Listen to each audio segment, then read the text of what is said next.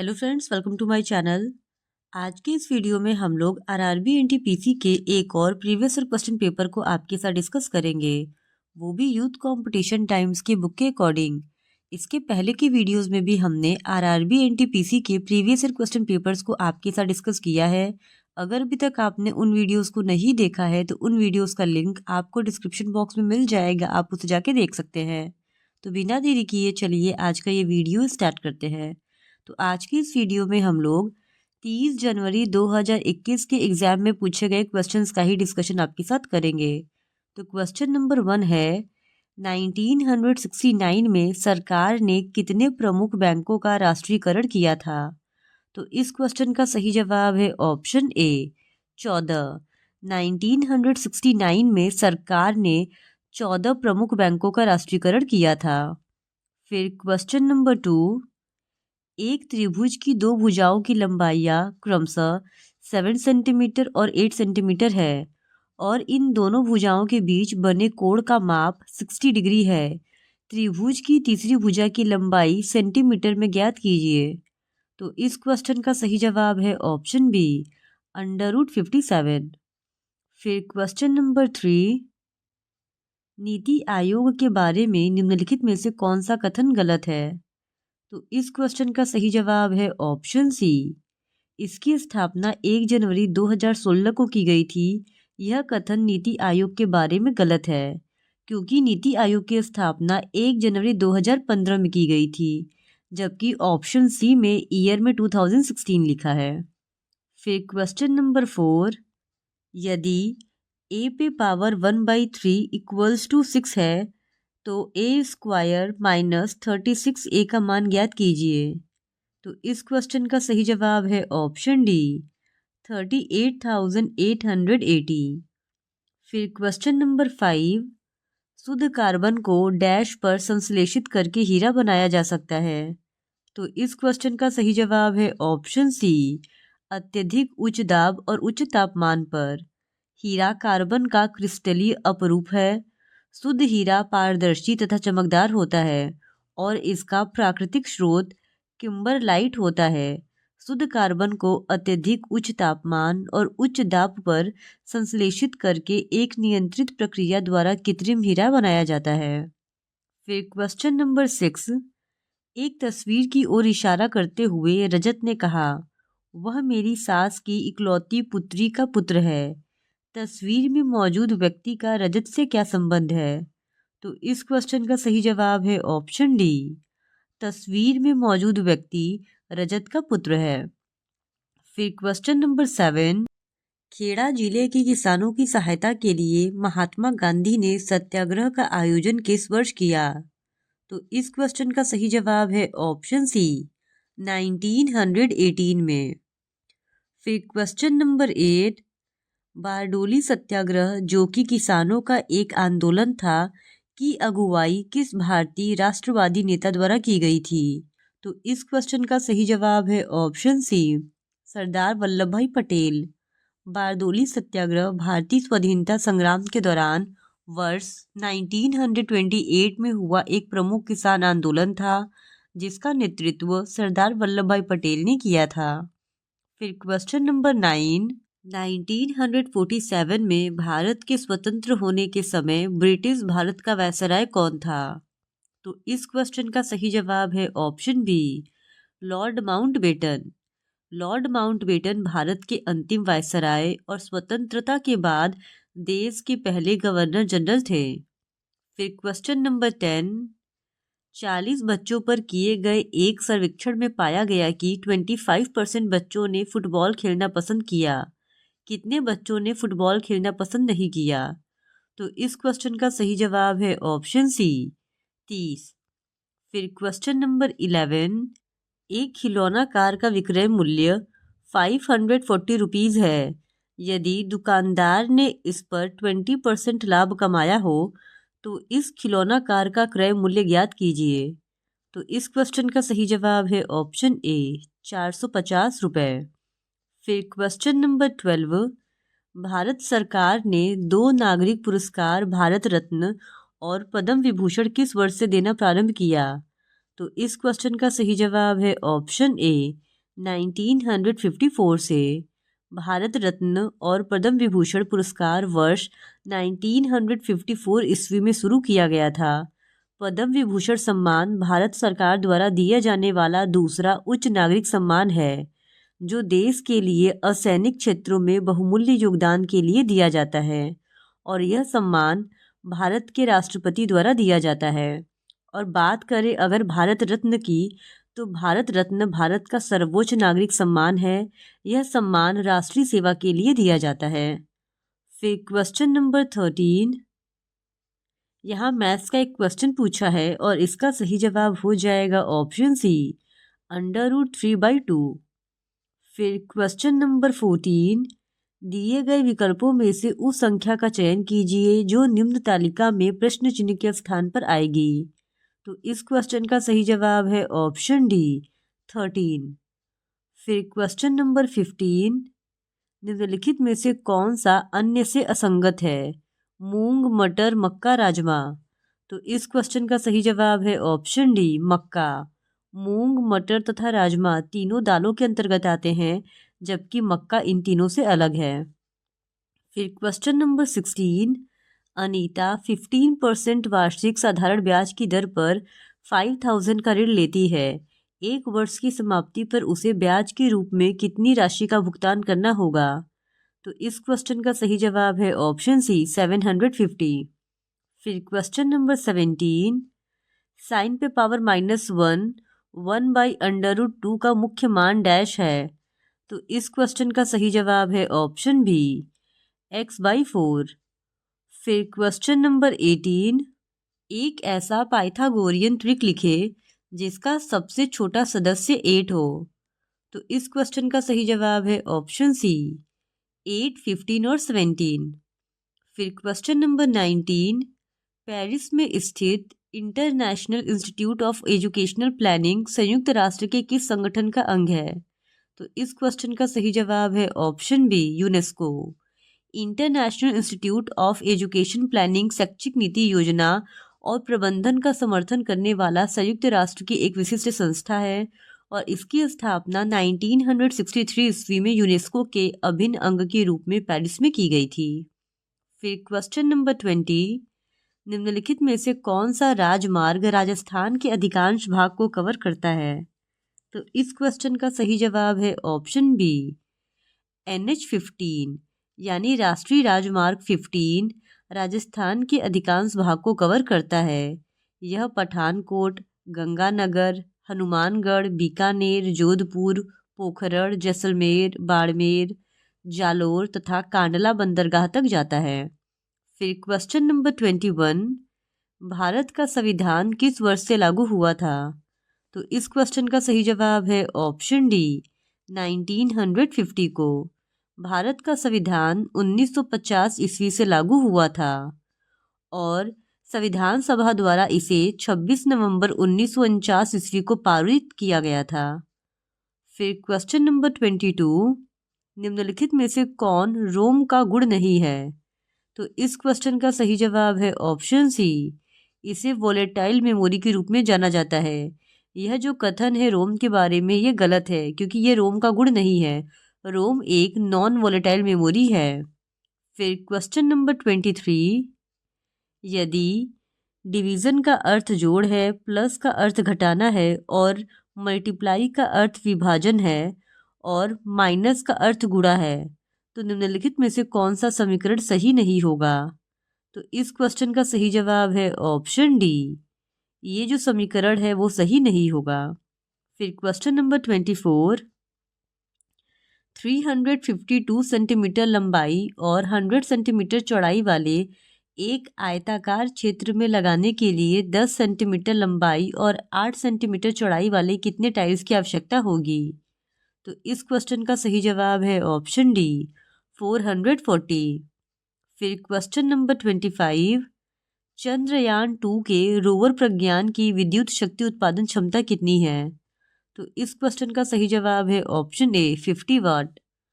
फिर question number 26, अक्टूबर 2020 तक प्राप्त जानकारी के अनुसार वेनेजुएला के राष्ट्रपति कौन है? तो जब ये क्वेश्चन पूछा गया था उस समय वेनेजुएला के राष्ट्रपति निकोलस मादुरो थे, यानी उस समय के हिसाब से ऑप्शन ए इस सवाल का सही जवाब है। फिर क्वेश्चन नंबर 27, सार्वजनिक क्षेत्र के उपक्रमों में प्रदत्त शेयर पूंजी का कितना प्रतिशत हिस्सा केंद्र सरकार द्वारा या किसी राज्य सरकार द्वारा या आंशिक रूप से केंद्र सरकार और आंशिक रूप से एक या एक से अधिक राज्य सरकारों द्वारा धारण किया जा सकता है? तो इस क्वेश्चन का सही जवाब है ऑप्शन ए 51% या अधिक। सार्वजनिक क्षेत्र के उपक्रमों में या सरकारी कंपनी में कम से कम 51% चुकता अंश पूंजी या तो केंद्र सरकार धारण करती है या फिर राज्य सरकार इसे धारण करती है। फिर क्वेश्चन नंबर 28, भारत सरकार ने किस भारतीय मसाले के लिए यूएस से पेटेंट को चुनौती दी और उन्हें इसे रद्द करने के लिए मजबूर किया? तो इस क्वेश्चन का सही जवाब है ऑप्शन सी हल्दी। हल्दी एक पुष्पीय पौधा है। यह जिंजर फैमिली से संबंधित है जिसका वानस्पतिक नाम करकुमा लोंगा है। भारतीय मूल के अमेरिकी शोधकर्ता सुमन के दास और हरिहर पी कोहली को मार्च 1995 में हल्दी दवा के लिए पेटेंट प्राप्त हुआ था। भारत सरकार ने हल्दी को पेटेंट कराने के लिए अमेरिका को चुनौती दी और उन्हें इसे रद्द करने के लिए मजबूर किया था। फिर क्वेश्चन नंबर 29, निम्नलिखित में से कौन सा किला तमिलनाडु में स्थित है? तो इस क्वेश्चन का सही जवाब है ऑप्शन ए मनोरा का किला।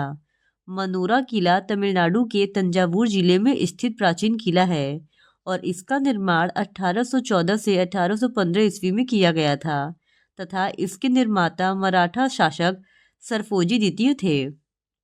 फिर क्वेश्चन नंबर 30, 3 कारों की चालों का अनुपात 5:6:10 है। इनमें से प्रत्येक कार द्वारा समान दूरी तय करने में लिए गए समय का अनुपात ज्ञात कीजिए। तो इस क्वेश्चन का सही जवाब है ऑप्शन सी 12:10:6। फिर क्वेश्चन नंबर 31, यदि x = 7 + 4 √3 है तो √x + 1/√x का मान ज्ञात कीजिए। तो इस क्वेश्चन का सही जवाब है ऑप्शन बी 4। फिर क्वेश्चन नंबर 32, निम्नलिखित में से कौन सा कार्बन का एक अपरूप है? तो इस क्वेश्चन का सही जवाब है ऑप्शन डी हीरा। फिर क्वेश्चन नंबर 33, अक्टूबर 2020 तक प्राप्त जानकारी के अनुसार कितने भारतीय राज्यों में द्विसदनी विधानमंडल है? तो अक्टूबर 2020 की प्राप्त जानकारी के अनुसार 6 राज्यों में द्विसदनी विधानमंडल है। फिर क्वेश्चन नंबर 34, 10,000 की एक धनराशि 15% वार्षिक साधारण ब्याज की दर पर 2 वर्ष के लिए उधार ली जाती है। 2 वर्ष पश्चात इसे चुकाने के लिए भुगतान की जाने वाली कुल राशि ज्ञात कीजिए। तो इस क्वेश्चन का सही जवाब है ऑप्शन बी 13,000। फिर क्वेश्चन नंबर 35, इनमें से कौन सी फसल सूखा सहिष्णु फसल है? तो इस क्वेश्चन का सही जवाब है ऑप्शन ए बाजरा। बाजरा विपरीत परिस्थितियों एवं सीमित वर्षा वाले शुष्क एवं अर्ध शुष्क क्षेत्रों में मुख्य रूप से उगाई जाने वाली सूखा सहिष्णु एवं कम अवधि की फसल है। फिर क्वेश्चन नंबर 36, 2 सहकर्मियों की आयु के व्युत्क्रमों का योग उनकी आयु के व्युत्क्रमों के अंतर के 9 गुने के बराबर है। यदि उनकी आयु के गुणनफल और उनकी आयु के योग का अनुपात 100:9 है तो उनकी आयु ज्ञात कीजिए। तो इस क्वेश्चन का सही जवाब है ऑप्शन ए 20 वर्ष और 25 वर्ष। फिर क्वेश्चन नंबर 37, 1945 में यूएनओ के गठन के समय इसके सदस्य देशों की संख्या कितनी थी? तो इस क्वेश्चन का सही जवाब है ऑप्शन ए 51। संयुक्त राष्ट्र की स्थापना 24 अक्टूबर 1945 ईस्वी को हुई थी और संयुक्त राष्ट्र संघ के संस्थापक सदस्यों की संख्या 51 थी। फिर क्वेश्चन नंबर 38, दिल्ली में स्थित इंडिया गेट का डिज़ाइन किसने तैयार किया था? तो इस क्वेश्चन का सही जवाब है ऑप्शन बी एडविन लुटियंस ने। एडविन लुटियंस ने दिल्ली में स्थित ऐतिहासिक इमारत इंडिया गेट का डिज़ाइन तैयार किया था और एडविन लुटियंस ब्रिटिश आर्किटेक्ट थे और उन्होंने ही नई दिल्ली को अपनी कला से सजाया है।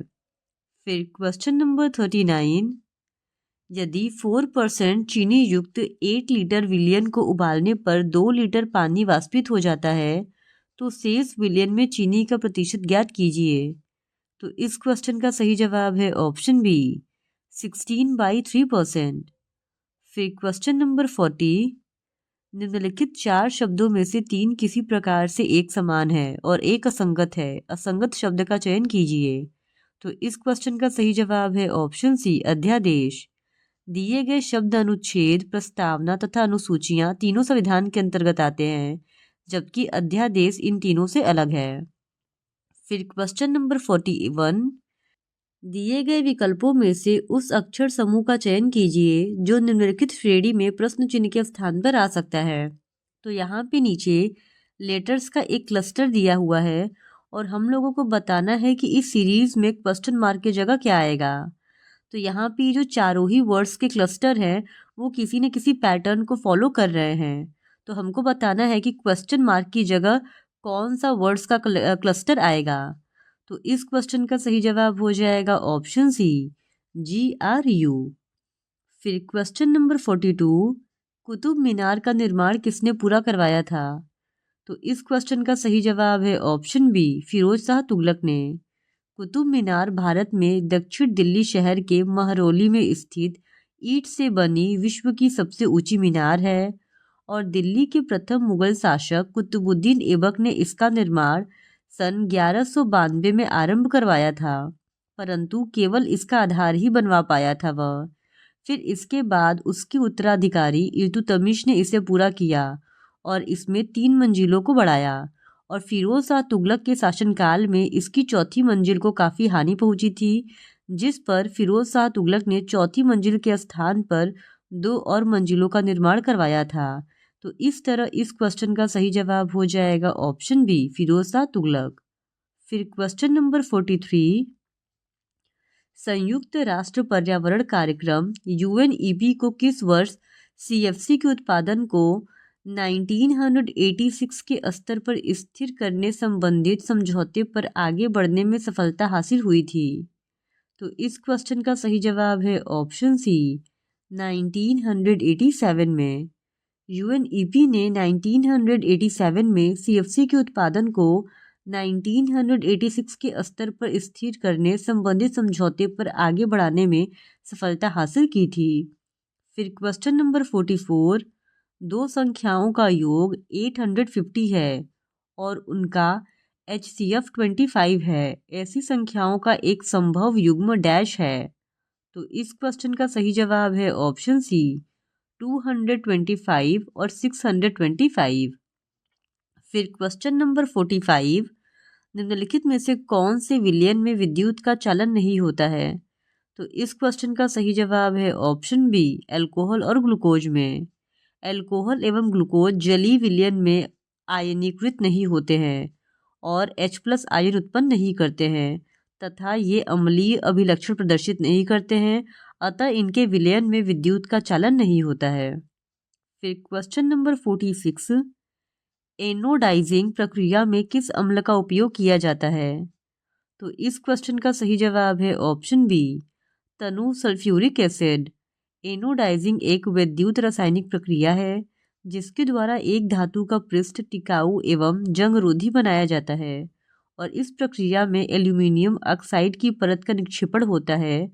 इस प्रक्रिया में गंधक अम्ल का प्रयोग किया जाता है।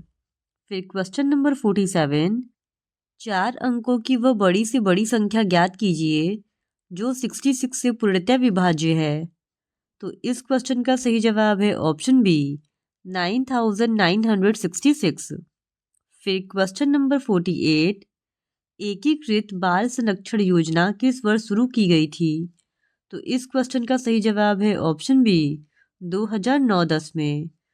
समेकित बाल संरक्षण योजना महिला एवं बाल विकास मंत्रालय भारत सरकार की एक योजना है जिसे बच्चों के लिए एक प्रभावी एवं सक्षम संरक्षण व्यवस्था बनाने हेतु वर्ष 2009 में शुरू किया गया था और इस योजना का उद्देश्य गुणवत्तापूर्ण बाल संरक्षण सेवाओं में सुधार करना, बाल अधिकारों के बारे में जन जागरूकता पैदा करना, बाल संरक्षण के लिए जवाबदेही लागू करने, कठिन परिस्थितियों में रहने वाले बच्चों के लिए सेवाएं मुहैया करना है। फिर क्वेश्चन नंबर 49, दो रेलगाड़ियां ए और बी नामक स्टेशनों से चलना शुरू करती हैं और एक दूसरे की ओर क्रमशः 60 किलोमीटर पर आवर और 70 किलोमीटर पर आवर की चाल से चलती हैं।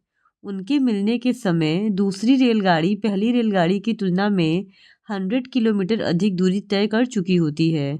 ए और बी के बीच की दूरी ज्ञात कीजिए। तो इस क्वेश्चन का सही जवाब है ऑप्शन सी, 1300 किलोमीटर। फिर क्वेश्चन नंबर 50, उस वेन आरेख का चयन कीजिए जो नीचे दिए गए वर्गों के बीच के संबंध को सर्वोत्तम ढंग से निरूपित करता है। पुरुष, शिक्षक, चिकित्सक। तो इस क्वेश्चन का सही जवाब है ऑप्शन सी। जो ऑप्शन सी का वेन डायग्राम है वो नीचे दिए गए संबंधों को सही ढंग से निरूपित करता है। तो क्वेश्चन नंबर 51 है, निम्नलिखित में से कौन सी नहर प्रणाली हरियाणा में नहीं है? तो इस क्वेश्चन का सही जवाब है ऑप्शन ए, गंडक नहर। गंडक परियोजना बिहार और उत्तर प्रदेश की संयुक्त नदी घाटी परियोजना है और गंडक गंगा नदी की सहायक नदी है। फिर क्वेश्चन नंबर 52, एक घनाभाकार कक्ष के आंतरिक माप 12 metre into 8 metre into 4 metre है जिसकी ऊंचाई 4 मीटर है। कमरे की छत सहित सभी 4 दीवारों पर पुताई का कुल खर्च ज्ञात कीजिए यदि पुताई का खर्च 5 रुपये प्रति मीटर स्क्वायर है। तो इस क्वेश्चन का सही जवाब है ऑप्शन सी, 1280 रुपये। फिर क्वेश्चन नंबर 53, पहल योजना किससे संबंधित है? तो इस क्वेश्चन का सही जवाब है ऑप्शन बी, एलपीजी यानी सब्सिडी का प्रत्यक्ष हस्तांतरण। पहल परियोजना भारत सरकार की एक योजना है जिसके अंतर्गत एक एलपीजी उपभोक्ता को सरकार द्वारा दी जाने वाली सहायता राशि या सब्सिडी सीधे उसके बैंक खाते में अंतरित की जाती है। फिर क्वेश्चन नंबर 54, सेब का एक पेड़ नींबू के पेड़ से लंबा है, पपीते का पेड़ ताड़ के पेड़ से छोटा है, आम का पेड़ पपीते के पेड़ से छोटा है लेकिन सेब के पेड़ से लंबा है। इनमें से कौन सा पेड़ सबसे लंबा है? तो इस क्वेश्चन का सही जवाब है ऑप्शन बी, ताड़ का पेड़। फिर क्वेश्चन नंबर 55, महिला एकल ऑस्ट्रेलियन ओपन 2020 टेनिस खिताब किसने जीता? तो इस क्वेश्चन का सही जवाब है ऑप्शन सी, सोफिया केनिन ने। ऑस्ट्रेलियन ओपन 2020 टेनिस महिला एकल विजेता सोफिया केनिन है। फिर क्वेश्चन नंबर 56, 326 ईसा पूर्व में भारत पर आक्रमण करने के लिए सिकंदर ने सबसे पहले निम्नलिखित में से किस नदी को पार किया था? तो इस क्वेश्चन का सही जवाब है ऑप्शन ए, सिंधु। 326 ईसा पूर्व में सिकंदर ने भारत पर आक्रमण किया था और इस आक्रमण को करने के लिए उसने सिंधु नदी को पार किया था। फिर क्वेश्चन नंबर 57, सलीम ने एक वस्तु 784 रुपये में खरीदी जिसके मूल्य में 12% जीएसटी शामिल था। जीएसटी जोड़े जाने से पहले उस वस्तु का मूल्य कितना था? तो इस क्वेश्चन का सही जवाब है ऑप्शन डी, 700। फिर क्वेश्चन नंबर 58, भारत ने प्रौद्योगिकी प्रयोग उपग्रह नामक इमेजिंग उपग्रह किस वर्ष में प्रक्षेपित किया था? तो इस क्वेश्चन का सही जवाब है ऑप्शन ए, 2001 में। प्रौद्योगिकी प्रयोग उपग्रह इसरो द्वारा 22 अक्टूबर 2001 को श्रीहरिकोटा से PSLV C3 द्वारा प्रक्षेपित किया गया था। फिर क्वेश्चन नंबर 59, निम्नलिखित में से कौन से केंद्र शासित प्रदेश में तारपा उत्सव मनाया जाता है? तो इस क्वेश्चन का सही जवाब है ऑप्शन ए, दादर और नागर हवेली। तारपा महोत्सव केंद्र शासित प्रदेश दादर और नागर हवेली में मनाया जाता है। तारपा एक आदिवासी नृत्य है जो दादर और नगर हवेली के वर्ली, कोकना और कोली जनजातियों द्वारा विशेष रूप से किया जाता है। फिर क्वेश्चन नंबर 60, एक व्यक्ति ने 28 किलोमीटर की दूरी 8 घंटे में तय की। उसने यात्रा का कुछ भाग 2 किलोमीटर पर आवर की चाल से पैदल चलकर तथा शेष भाग 6 किलोमीटर पर आवर की चाल से साइकिल द्वारा पूरा किया। पैदल चलकर तय की गई दूरी कितनी है? तो इस क्वेश्चन का सही जवाब है ऑप्शन सी, 10। फिर क्वेश्चन नंबर 61, दिए गए विकल्पों में से उस विकल्प का चयन कीजिए जो निम्नलिखित श्रेणी में प्रश्न चिन्ह के स्थान पर आ सकती है। तो इस क्वेश्चन का सही जवाब है ऑप्शन सी 482। फिर क्वेश्चन नंबर 62, दो संख्याएं इस प्रकार है कि छोटी संख्या में 5 जोड़ने पर बड़ी संख्या प्राप्त होती है। यदि दोनों संख्याओं का योग 19 है तो संख्याओं का गुणनफल ज्ञात कीजिए। तो इस क्वेश्चन का सही जवाब है ऑप्शन सी 84। फिर क्वेश्चन नंबर 63, मिल्खा सिंह ने कौन से ओलंपिक खेलों में 400 मीटर दौड़ के अंतिम मुकाबले में चौथा स्थान प्राप्त किया था? तो इस क्वेश्चन का सही जवाब है ऑप्शन बी रोम ओलंपिक खेल। 1960 के रोम ओलंपिक खेलों में मिल्खा सिंह ने 400 मीटर की रेस में चौथे स्थान प्राप्त किया था। फिर क्वेश्चन नंबर 64, दो व्यक्तियों की आयु का अंतर 15 वर्ष है। यदि 5 वर्ष पूर्व बड़े व्यक्ति की आयु छोटे व्यक्ति की आयु से दोगुनी थी तो उनकी वर्तमान आयु ज्ञात कीजिए। तो इस क्वेश्चन का सही जवाब है ऑप्शन डी 35 वर्ष और 20 वर्ष। फिर क्वेश्चन नंबर 65, दिए गए कथन पर विचार करें और बताएं कि दी गई धारणाओं में से कौन सी कथन में निहित है। कथन है, यदि चिकित्सक बनना आसान है तो मैं चिकित्सक नहीं बनना चाहता। धारणा है, पहला, मैं पेशेवर बनने की आकांक्षा रखता हूँ। दूसरा है, मैं ऐसी चीज़ प्राप्त करने की इच्छा रखता हूँ जो कड़े परिश्रम से अर्जित की गई हो। तो इस क्वेश्चन का सही जवाब है ऑप्शन बी केवल धारणा 2 निहित है। फिर क्वेश्चन नंबर 66, यूआरएल क्या है? तो इस क्वेश्चन का सही जवाब है option A address of the web page displayed on the internet. World wide web पर किसी वेबसाइट या वेब पेज का विशेषीकृत पता उस वेबसाइट या वेब पेज का यूआरएल कहलाता है।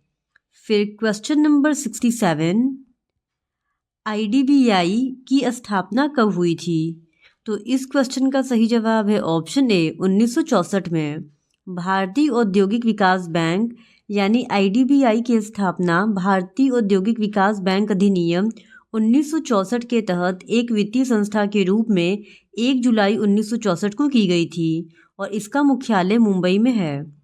फिर क्वेश्चन नंबर 68, उस विकल्प का चयन कीजिए जिसका तीसरे शब्द के साथ वही संबंध है जो दूसरे शब्द का पहले शब्द से है।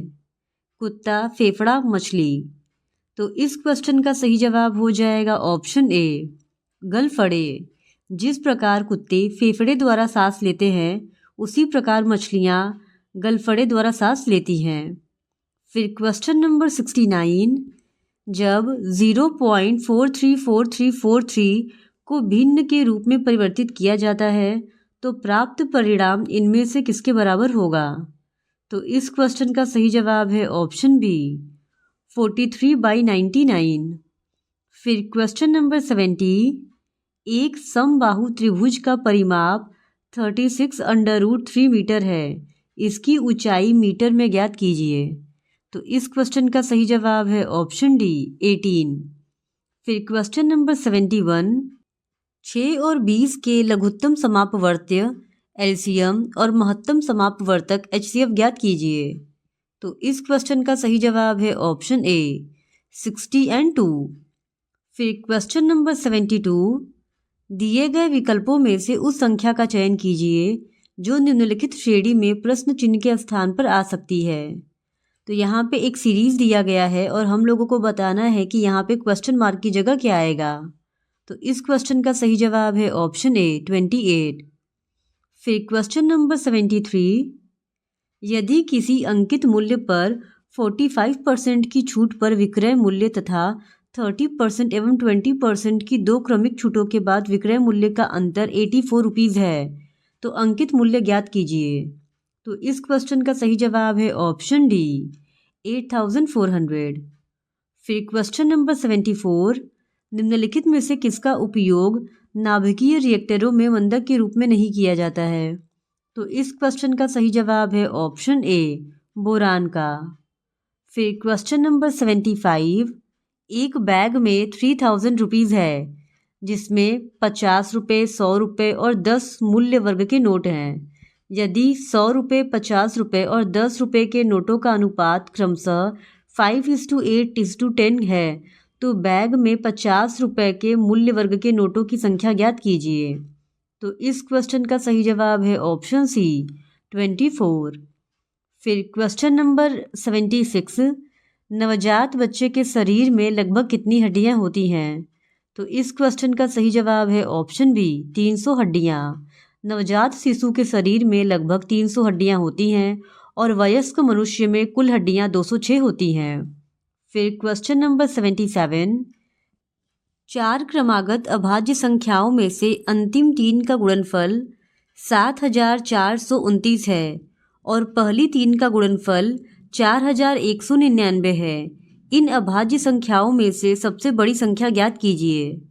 तो इस क्वेश्चन का सही जवाब है ऑप्शन बी 23। फिर क्वेश्चन नंबर 78, वह छोटी से छोटी संख्या ज्ञात कीजिए जिसे 6250 से गुणा करके प्राप्त संख्या पूर्ण घन हो। तो इस क्वेश्चन का सही जवाब है ऑप्शन सी 20।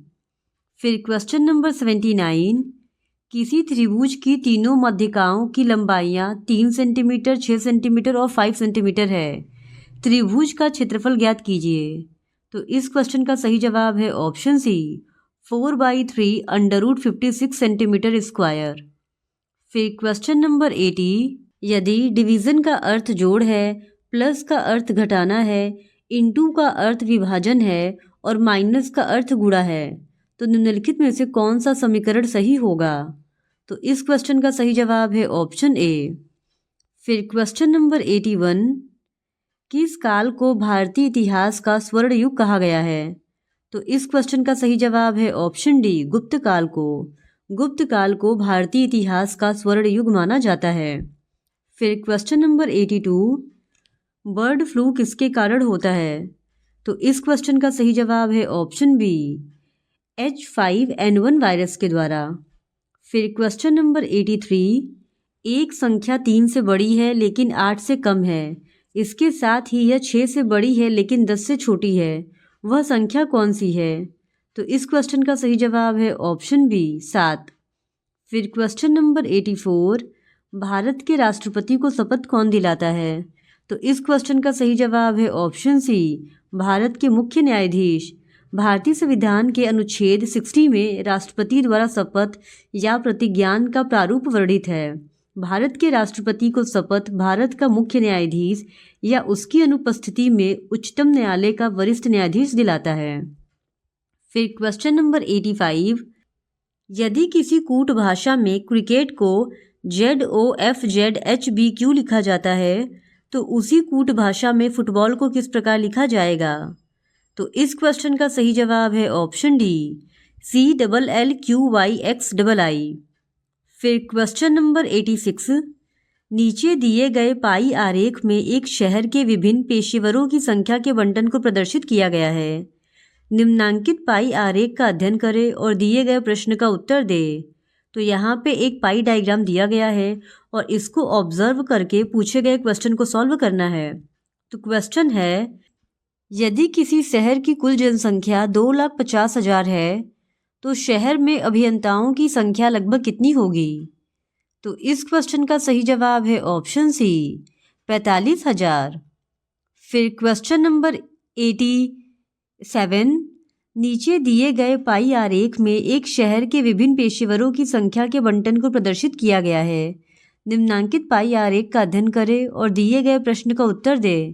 तो यहाँ पर एक और पाई डायग्राम दिया है और इसको भी ऑब्जर्व करके पूछे गए क्वेश्चन को सॉल्व करना है। तो क्वेश्चन है, शिक्षकों की तुलना में लिपिकों की संख्या कितने गुनी है? तो इस क्वेश्चन का सही जवाब है ऑप्शन सी 1.14 टाइम्स। फिर क्वेश्चन नंबर 88, नीचे दिए गए ग्राफ से विभिन्न कक्षाओं के लड़कों और लड़कियों के परीक्षा परिणाम को प्रदर्शित किया गया है। निम्नांकित ग्राफ का अध्ययन करें और उसके बाद दिए गए प्रश्न का उत्तर दें। तो यहाँ पे ग्राफ है और इस ग्राफ को देखकर पूछे गए क्वेश्चन को सॉल्व करना है। तो क्वेश्चन है, किस कक्षा में लड़कों के प्रदर्शन और लड़कियों के प्रदर्शन का अनुपात 3:2 है? तो इस क्वेश्चन का सही जवाब है ऑप्शन ए क्लास 8 का। फिर क्वेश्चन नंबर 89, नीचे दिए गए ग्राफ में विभिन्न कक्षाओं के लड़कों और लड़कियों के परीक्षा परिणाम को प्रदर्शित किया गया है। निम्नांकित ग्राफ का अध्ययन करें और उसके बाद दिए गए प्रश्न का उत्तर दें। तो यहाँ पे ये ग्राफ है और यहाँ पे जो क्वेश्चन है वो है, दी गई सभी कक्षाओं में लड़के और लड़कियों के कुल प्राप्तांकों के औसत का अंतर क्या होगा। तो इस क्वेश्चन का सही जवाब है ऑप्शन सी 6.67। फिर क्वेश्चन नंबर 90, नीचे दिए गए पैटर्न के आधार पर दिए गए विकल्पों में से उस विकल्प का चयन कीजिए जो चित्र में प्रश्न चिन्ह के स्थान पर आएगा। तो इस क्वेश्चन का सही जवाब है ऑप्शन डी 10। फिर क्वेश्चन नंबर 91, दिए गए कथनों और निष्कर्षों को ध्यानपूर्वक पढ़ें। कथनों में दी गई जानकारी को सत्य मानते हुए विचार करें, भले ही यह मान्यता ज्ञात तथ्यों से भिन्न प्रतीत होती हो, और बताएं कि इनमें से कौन से निष्कर्ष तर्कपूर्ण ढंग से कथनों का पालन करते हैं। कथन है, कोई कुत्ता बिल्ली नहीं है। कथन 2 है, सभी बिल्लियां चूहे हैं। निष्कर्ष है 1 है, कुछ चूहे कुत्ते हैं। निष्कर्ष 2 है, कुछ कुत्ते चूहे नहीं हैं। निष्कर्ष 3 है, कोई भी चूहा कुत्ता नहीं है। तो इस क्वेश्चन का सही जवाब है ऑप्शन डी, कोई भी निष्कर्ष पालन नहीं करता है। फिर क्वेश्चन नंबर 92, अक्षरों के उस संयोजन का चयन करें जो रिक्त स्थान में यथाक्रम भरे जाने पर पुनरावृत्ति पैटर्न निर्मित करेगा। तो इस क्वेश्चन का सही जवाब है ऑप्शन डी, NPPMPP। फिर क्वेश्चन नंबर 93, दिए गए कथनों और निष्कर्षों को ध्यानपूर्वक पढ़ें। कथनों में दी गई जानकारी को सत्य मानते हुए विचार करें, भले ही यह सामान्यतः ज्ञात तथ्यों से भिन्न प्रतीत होती हो, और बताएं कि इनमें से कौन से निष्कर्ष तर्कपूर्ण ढंग से कथनों का पालन करते हैं। तो कथन है, कुछ विद्यार्थी प्रखर बुद्धि वाले हैं। कथन 2 है, सभी प्रखर बुद्धि वाले व्यक्ति सफल हैं। निष्कर्ष 1 है, कुछ विद्यार्थी सफल हैं। निष्कर्ष 2 है, कुछ सफल व्यक्ति विद्यार्थी हैं। निष्कर्ष 3 है, सभी सफल व्यक्ति विद्यार्थी हैं। तो इस क्वेश्चन का सही जवाब है ऑप्शन डी, निष्कर्ष 1 और 2 दोनों पालन करते हैं। फिर क्वेश्चन नंबर 94, दिए गए कथन और निष्कर्षों को ध्यानपूर्वक पढ़ें और बताएं कि दिए गए निष्कर्षों में से कौन से तर्कपूर्ण ढंग से कथन का अनुपालन करते हैं। तो कथन 1 है, यदि आप एक कुशल टंकक टाइपिस्ट हैं तो हमारे पास निश्चित रूप से आपके लिए एक नौकरी है। निष्कर्ष है, आप एक कुशल टंकक टाइपिस्ट हैं। निष्कर्ष 2 है, हमें एक कुशल टंकक टाइपिस्ट की आवश्यकता है। तो इस क्वेश्चन का सही जवाब है ऑप्शन डी, केवल निष्कर्ष 2 पालन करता है। फिर क्वेश्चन नंबर 95, यदि किसी कूट भाषा में यूनिवर्सिटी को EVINUYTISR लिखा जाता है तो उसी कूट भाषा में टेम्परेचर को किस प्रकार लिखा जाएगा। तो इस क्वेश्चन का सही जवाब है ऑप्शन डी, RPMETERUTA। फिर क्वेश्चन नंबर 96, उस वेन आरेख का चयन कीजिए जो दिए गए वर्गों के बीच के संबंध को सर्वोत्तम ढंग से निरूपित करता है। भोजन, सब्जी, डोसा। चूंकि सब्जी और डोसा ये दोनों ही भोजन के अंतर्गत आते हैं, इसी वजह से ऑप्शन डी का जो वेन डायग्राम है वो इस क्वेश्चन का सही जवाब हो जाएगा। फिर क्वेश्चन नंबर 97, निम्नलिखित आकृति में कितने त्रिभुज हैं। तो इस क्वेश्चन का सही जवाब है ऑप्शन बी 16। फिर क्वेश्चन नंबर 98, यदि शब्द एक्सेलरेशन के अक्षरों को अंग्रेजी वर्णमाला में उनके क्रम के अनुसार व्यवस्थित किया जाए तो निम्न में से कौन सा अक्षर उस क्रम के बीच में आएगा। तो इस क्वेश्चन का सही जवाब है ऑप्शन डी आई। फिर क्वेश्चन नंबर 99, चित्रकारी का तुलिका से वही संबंध है जो पत्र का डैश से है। तो इस क्वेश्चन का सही जवाब है ऑप्शन डी कलम। जिस प्रकार तुलिका यानी ब्रश का संबंध चित्रकारी से है, उसी प्रकार कलम का संबंध पत्र से है, क्योंकि ब्रश से चित्रकारी की जाती है और कलम से पत्र को लिखा जाता है। फिर क्वेश्चन नंबर 100, निम्नलिखित 4 शब्दों में से 3 किसी प्रकार से एक समान है और एक असंगत है। असंगत शब्द का चयन कीजिए। शिमला मिर्च, बैगन, आलू, भिंडी। तो इस क्वेश्चन का सही जवाब है ऑप्शन डी, आलू। शिमला मिर्च, बैगन तथा भिंडी जमीन के ऊपरी सतह पर उत्पन्न किया जाता है, जबकि आलू भूमिगत उत्पन्न किया जाता है। इस वजह से आलू इस क्वेश्चन का सही जवाब हो जाएगा। इस प्रकार आज के इस वीडियो में हमने आरआरबी एनटीपीसी के एक और प्रीवियस ईयर क्वेश्चन पेपर को आपके साथ डिस्कस कर लिया है। और अगर आप आरआरबी एनटीपीसी के इसी तरह और भी प्रीवियस ईयर क्वेश्चन पेपर्स को देखना चाहते हैं तो please do subscribe to my channel and like this video. Thank you very much.